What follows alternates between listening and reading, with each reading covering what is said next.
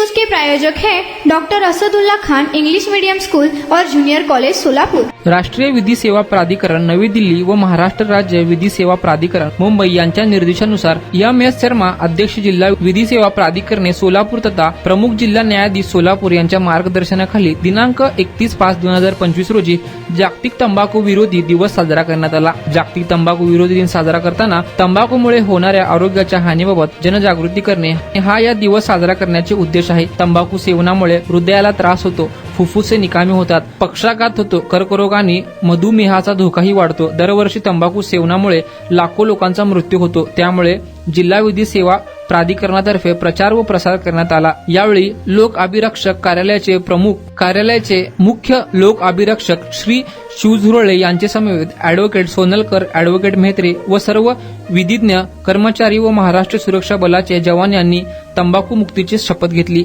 सदर कार्यक्रम यशस्वी करण्याकरिता उमेश देवर्षी सचिव यांचे मार्गदर्शनाखाली सोलापूर जिल्हा विधी सेवा प्राधिकरणाचे अध्यक्ष S.A.G. नदाफ तसेच कर्मचारी बाजीराव जाधवर, प्रवीण विभूते, प्रसन्न गोळद, श्रीमती काजल चव्हाण, L.S. शेख यांनी प्रयत्न केले।